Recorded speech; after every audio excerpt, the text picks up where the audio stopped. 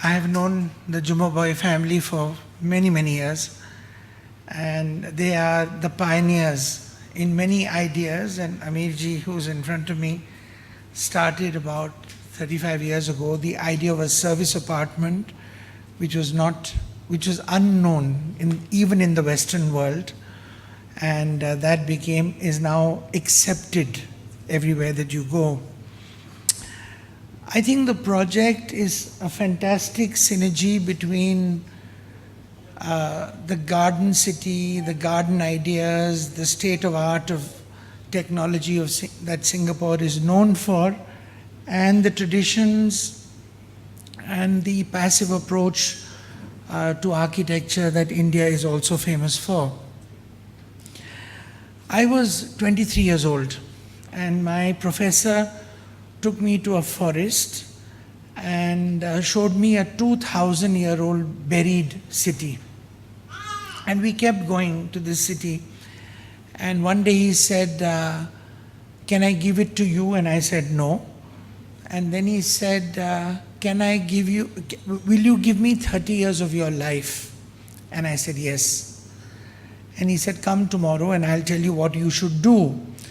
And when I went to him the next morning, he had died and had put 30 years of his work in a trunk with my name on top and said, you have to make this a World Heritage Site of UNESCO. I'm only giving you this background, not to talk about my work, but to say that for 30 years of my life, from the age of 23 to 53, I worked on this buried city. And we were able to make this the first World Heritage Site of UNESCO in the world that an individual had done. And everything that you see in the master plan of Raffles Park has a story in the story of Champaner. So I think this is the story of the technology of a great country, a small country, but a very special country, Singapore, and a country which has a tradition of 5,000 years of India. I was here 10 days ago. I was the keynote speaker for a Smart Cities conference, and I'm very sorry to inform you, but you know that because it was in the papers the next day, that Bangalore is not one of the 100 smart cities.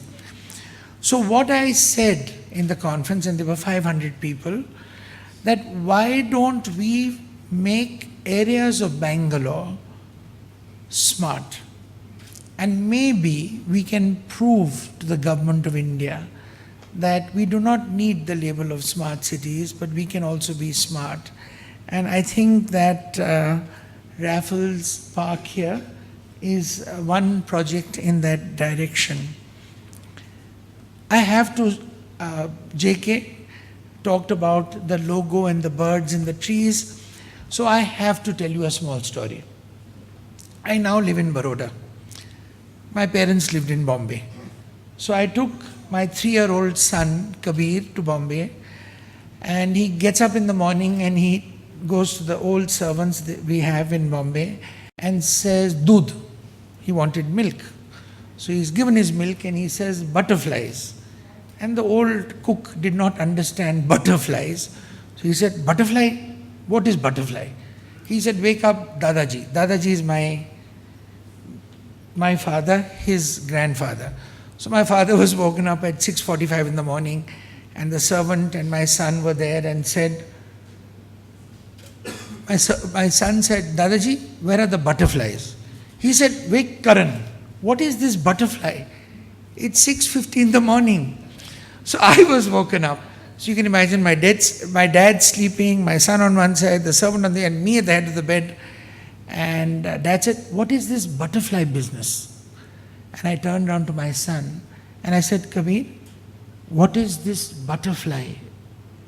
And he said, "Dadu," he calls me Dadu. "In Baroda, when I get up, there are 3 butterflies who play with me when I have milk. In Bombay, there are no butterflies." And I promise you, it is a very frightening story, but I made it my business to find out where the butterflies have gone in Bombay. And I am very sad to tell you that there are no butterflies in Bombay.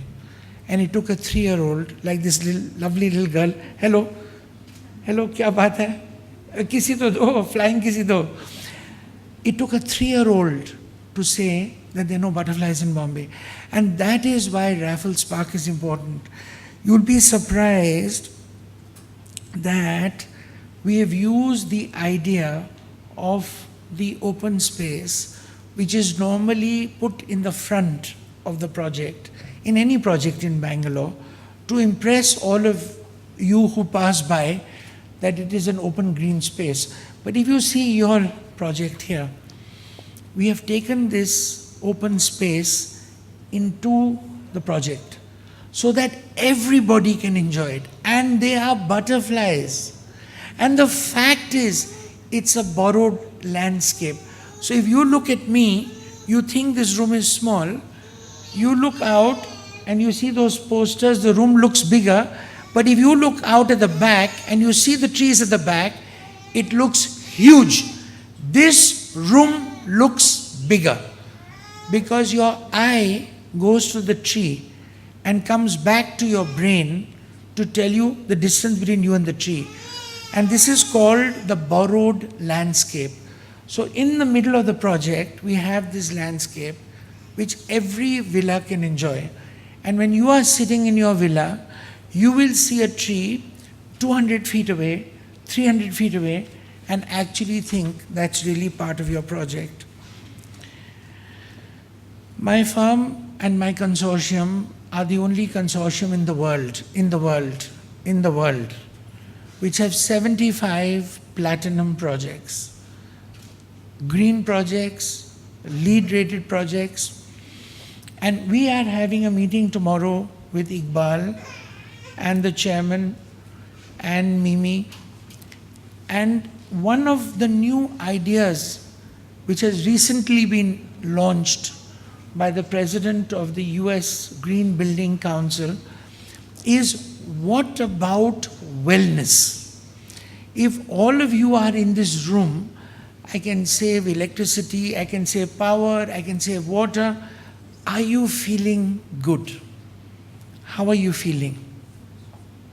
Can I make you feel better? So tomorrow, I'm going to discuss with the group that we are the gold rated community. We are gold rated development of the India Green Building Council. You will save up to 40% of your energy, you will have 80% daylighting, you will have 30%, 40% saving of water. All this implicit in where you live. Now the question is that can we design a building, and it has never been done before, can we design a building which can make you happy? And what is that criteria? So I'm going to share this with the board to see if we can do that. But right now we have rechargeable water, you have LED lighting, you have courtyards in your house where you do not, which reflect the light from a pool of water to the ceiling. You have solar energy in your clubhouse. And I think you spoke about Red Dot. I have just come last night from Shanghai, and the world's greatest exhibition on furniture, the largest exhibition of furniture in the world, was in Shanghai. And the president of Red Dot invited me to judge the other designs in China. And I asked him if we could bring Red Dot to India.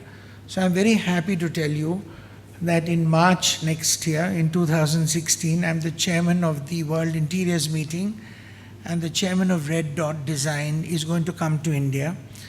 And I'm going to make it my business to bring him to Bangalore to show him this project and to find how we can make Red Dot design very important.